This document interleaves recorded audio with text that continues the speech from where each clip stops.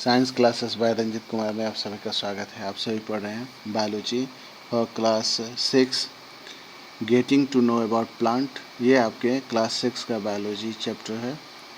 इसमें हम लोग ने पूरा चैप्टर ख़त्म कर लिया था। आज हम लोग इसके कीवर्ड को डिस्कस करने जा रहे हैं। आप ध्यान दीजिएगा, जहाँ मैं बताऊंगा वहाँ टिक आउट कर लेंगे या फिर वीडियो को आप रुक करके देख लेंगे। सबसे पहले आपका कीवर्ड में दिया है क्लाइंबर्स, ठीक है। तो हम लोग क्लाइंबर पे चलते हैं। क्लाइंबर आपको कहाँ मिलेगा, है ना, जहाँ पे हम लोग ने हर्ब सर्ब ट्री के बारे में पढ़ा था, उसी पेज में होगा क्लाइंबर भी।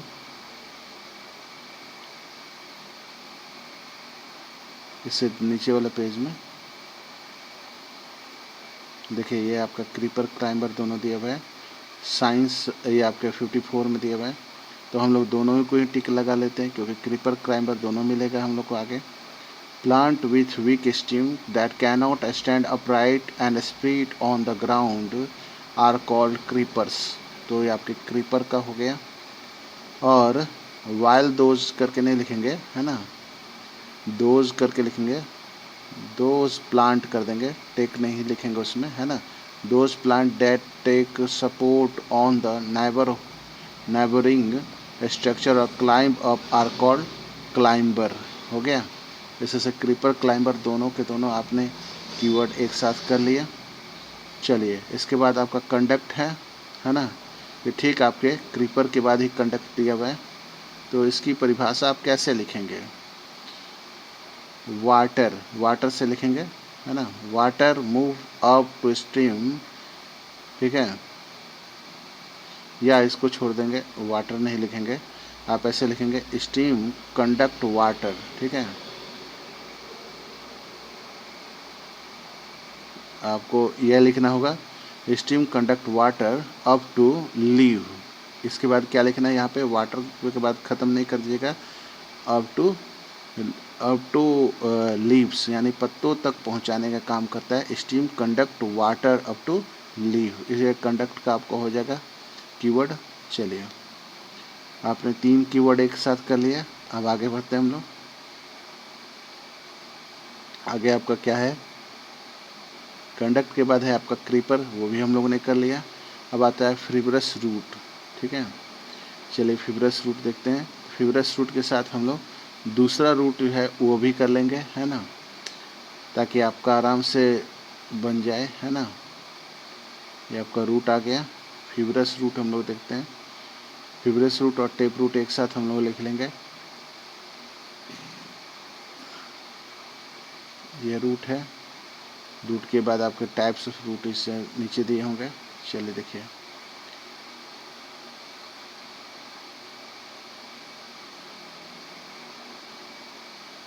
ऑल ना लिख करके आप लिखेंगे those roots sim similar and are called कर देंगे, एंड हटा देंगे इसमें, है ना। दीज भी हटा देंगे।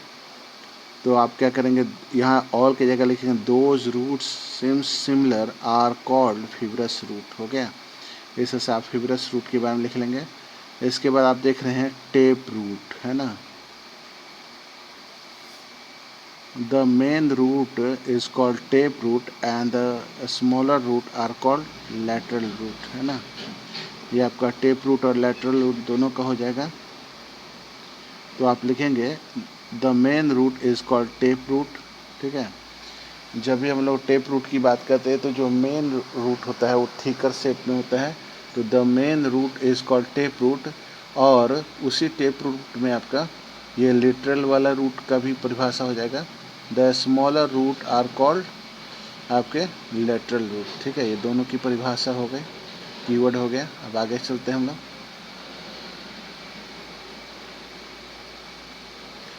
फिब्रस रूट हम लोगों ने कर लिया। अब आते हैं हम लोग हर्ब्स के बारे में। हर्ब्स के बारे में ये दिया होगा। हर्ब्स जो होते हैं आपके सबसे छोटे पार्ट्स, तो मैंने छोटे टाइप के पौधे होते हैं, छोटे छोटे पौधे होते हैं हर्ब्स जो है। हम लोग आ रहे हैं अब हर्ब्स की तरफ। देखिए हर्ब्स हो गया। यहाँ पे हर्ब्स के बारे में, सर्ब्स के बारे में, ट्री के बारे में दिया हुआ है, लेकिन ये परिभाषा नहीं है। हम लोग चलिए इसके लिए समरी में चलते हैं। हो सकता है समरी में दिया होगा हर्ब के बारे में।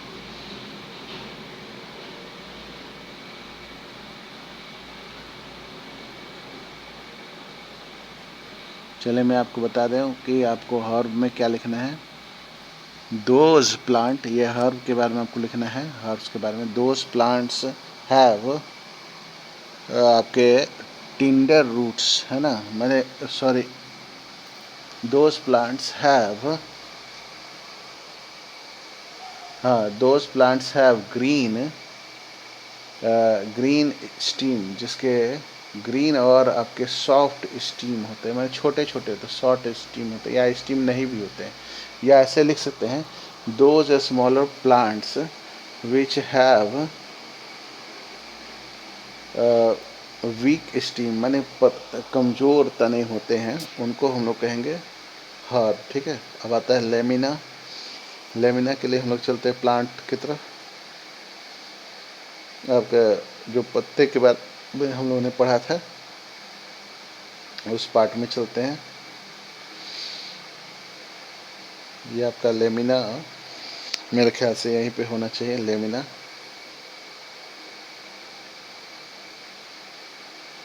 आपको दिख गया होगा।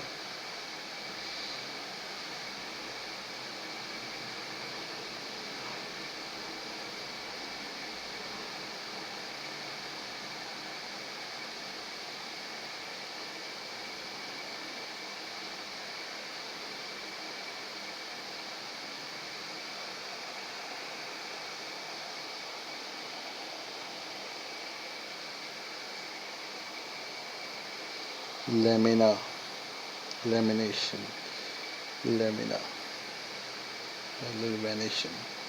हाँ देखिए, लेमिना यहीं पे है, लेमिना, सॉरी, काफ़ी समय आपका लगा। The broad part, green part of leave is called lamina. आपको लेमिना मिल गया। लेमिना के साथ साथ आपको पेटियोल की परिभाषा भी मिली। The part of leave by which it attach to the stem is called petiole. Petiole और लेमिना दोनों आपको मिल गया। अब हम लोग अगले कीवर्ड में चलते हैं। अगला कीवर्ड है आपका, लेमिना के बाद लेटरल रूट है।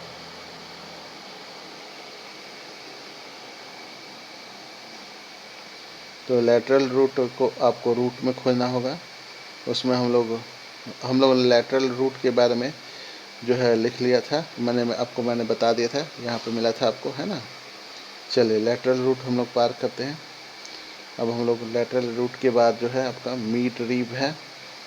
मीट रीब आपको पत्तों में मिलेगा, है ना, जो आपके पत्ते के बीचों बीच इन द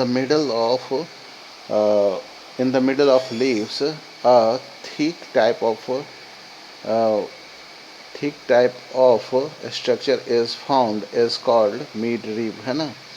जो आपके बीच में पत्तों का जो मोटा वाला भाग होता है, मोटे वाले टहनी टाइप के भाग होता है, उसको मिड रीब कहते हैं। अब आता है ओवल। तो ओवल के लिए हम लोग को ज़्यादा दूर नहीं जाना पड़ेगा, है ना।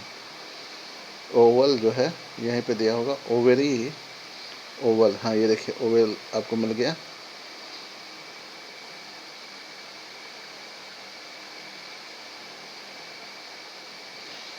तो इसमें हमें थोड़ा मेहनत करना पड़ेगा, कुछ काट छाट करने पड़ेगी। Observe the inner part ovary using a lens, do you see something a small bed. देखिए इसको कैसे बनाएंगे। In the ovary of flower, आपको क्या लिखना पड़ेगा, in the ovary of flower, या फिर लिखेंगे the inner part of ovary of flower, यानी कि इसके लास्ट में यहाँ पे ऑफ फ्लावर लिख देना है। ठीक है। इसका लिखना है a small bed like structure inside ovary, ठीक है, आर कॉल्ड ओवल्स। हो जाएगा। तो आप इस तरह से लिख लीजिएगा। मैंने फिर समझा दे रहा हूँ। The inner part of ovary, है ना, ऑफ फ्लावर हैव कर देंगे, sorry, have a small bed like structure inside ovary are called ovules. हो गया आपका। अब ओवरी के बाद हम लोग आते हैं, ओवल के बाद आते हैं हम लोग पैरल वेनेशन और पिटल। तो लीफ वेनेशन दो तरह के होते हैं, दोनों का हो जाएगा, है ना। ये पत्ता वाला जो भाग है उसमें चलते हैं हम लोग, बहुत ही आसान है, आप अपने किताब में भी खोज सकते हैं। ये कुछ ऐसे भी भैया बहन हैं जिनको खोजने में समस्या होती है, तो मैं बता दे रहा हूँ। आपके लीफ वेनेशन में इसका आंसर है। हम लोग लीफ वेनेशन की तरफ चल रहे हैं। देखिए आपके दोनों वेनेशन आ गए। तो आपका पहले पैरेलल वेनेशन के बारे में दिया हुआ है। द लीफ ऑफ ग्रास, ये लीफ ऑफ ग्रास नहीं लिखेंगे आप,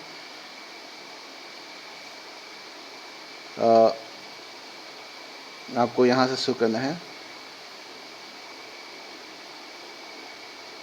ये दैट को हटा देंगे, है ना, ये सब हटा देंगे। इसको ऐसे लिखेंगे ड्यूरिंग वेनेशन, मैंने ड्यूरिंग वेनेशन दिया, ऐसे लिखेंगे during leaf venation the veins are parallel to one another, this is called parallel venation. Direct हो जाएगा। यानी ये जो माइट हैव सीन दैट है, इसको हटा करके आपको क्या लिखना है, माइट हैव सीन दैट की जगह आपको लिखना है during leaf venation the veins are parallel to one another, this is parallel venation. अब आता है रेक्टिकुलेट वेनेशन, ठीक है।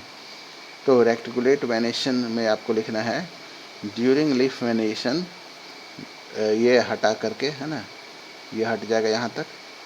During leaf venation net like on the both side of the midrib the venation is called reticulate venation, ठीक है। आपका हो जाएगा इस तरह से। चलिए, तो दोनों वेनेशन का हम लोगों ने परिभाषा लिख लिया। अब हम लोग आगे बढ़ते हैं। आगे हम लोग आते हैं इसमें आपके पीटल्स के बारे में है। फ्लावर में पीटल्स होता है। पीटल तो हम लोग पैट्योल हम लोग ने कर लिया, ठीक है। तो हम लोग आते हैं पीटल्स के बारे में। ये आपके पीटल्स हैं। पीटल्स के बारे में मैंने कल आपको पढ़ाया भी था, और हम लोग इसको देख भी लेते हैं। सीपल है, इधर ऊपर आपका पीटल है, ठीक है। तो इसका कैसे करेंगे, the prominent part of opening flower are called petal, ठीक है। तो आप क्या लिखेंगे इसकी परिभाषा, the prominent parts of the open flower are called petal of the flower, हो गया। इसके बाद आपको सीपल का भी मैं बता देता हूँ। सीपल यहीं पे है। तो सीपल की परिभाषा यहाँ से है। मैंने आपको कुछ पार्ट इधर से भी लिखना पड़ेगा।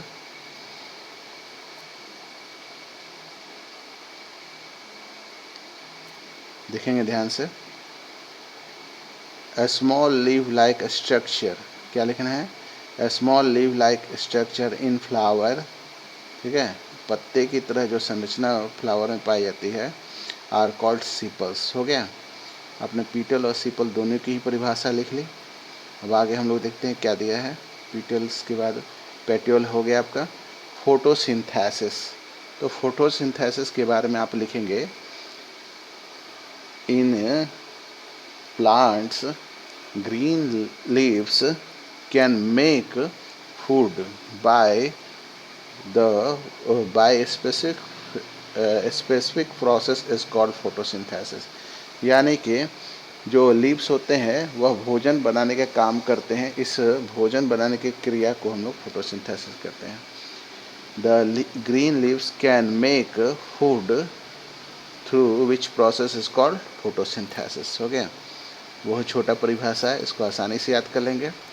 चलिए, अब इसको आप वीडियो को रोक करके भी सुन करके भी अपना लिख लेंगे, और जो वर्ड मीनिंग नहीं समझ में आता है उसको आप आइडेंटिफाई कर लीजिएगा। अब देखिए अगला क्वेश्चन क्या है आपका, अगला कीवर्ड क्या है, पिस्टिल है, ठीक है। चलिए, तो पिस्टिल के बारे में आपको मैं बता देता हूँ। पिस्टिल जो होता है ना, female reproductive part of flower, female reproductive parts of flower, ठीक है। रेक्टिकुलेट वेनेशन मैंने आपको बता दिया था पैरेलल वेनेशन के साथ ही। सीपल भी मैंने आपको बता दिया। सब के बारे में लिखेंगे those plants having large shape but their stems are not much strong are called shrubs, हो जाएगा आपका। इसके बाद स्टेमेन है। स्टेमेन के बारे में आप लिखेंगे male reproductive organ of flower is called stamen, हो जाएगा। टेप रूट के बारे में आप रूट के साथ ही देख लीजिएगा, है ना, मैंने उसको बता भी दिया आपको। ट्रांसपीरेशन, ट्रांसपीरेशन को हम लोग देखते हैं। ट्रांसपीरेशन आपको होता है पत्तों में, है ना, यानी ट्रांसपीरेशन जब खोजेंगे तो पत्ते में ही आपको ट्रांसपीरेशन मिलेगा। ये आपके ट्रांसपीरेशन पत्तों में होता है। चलिए तो हम लोग पत्ते में चलते हैं, लीव्स वाले सेक्शन में चलते हैं। ये देखिए ट्रांसपीरेशन आपको मिल भी गया। Water come out of leave in the form of vapour by the process is called transpiration. ये ट्रांसपीरेशन की परिभाषा हो गई, आप इसको लिख लेंगे। चलिए इसी क्रम में हम लोग आगे बढ़ते हैं। तो ट्रांसपीरेशन हो गया आपका ट्रीज, है ना, the longest form of plant which stem branch, है ना, and stem branch are much strong, है ना, एंड स्टीम्स आर, मैंने इसको ऐसे लिख सकते, the longest part of plant which have strong stems and branch are called trees, हो गया ट्रीज की परिभाषा। आपको फिर वेन्स की परिभाषा लिखनी है। तो वेन्स आपको कहाँ मिलेगा, पत्ते में, पत्ते वाले चैप्टर मिलेगा, जहाँ हम लोगों ने ट्रांसपीरेशन देखा था उसी के आसपास आपको मिलेगा। चलिए मैं आपको दिखा देता हूँ। देखिए वेन्स ये ऊपर वाले भाग में है, तो दीज लाइन नहीं लिखना है, दीज लाइन ऑन, तो आपको दीज हटा देना है इसमें। Lines on the leaves are called veins, हो गया। इसे से आप लिख लेंगे इसको। इसे से आप देख रहे हैं हम लोगों ने सारा कीवर्ड जो है कर लिया, है ना। हम लोगों ने आज आपके क्लाइंबर से लेकर के वेंस तक के सारे कीवर्ड्स कर लिया। अगले दिन का जो आपका वीडियो बनेगा वह 1 नंबर क्वेश्चन से लेकर के आपके 13 नंबर तक के क्वेश्चन तक का बनेगा। इस वीडियो को आप ज़्यादा से ज़्यादा लाइक करें, शेयर करें, सब्सक्राइब करें। आज के वीडियो में इतना ही। इस वीडियो को लाइक करें, शेयर करें, सब्सक्राइब करें। Thank you, have a nice day.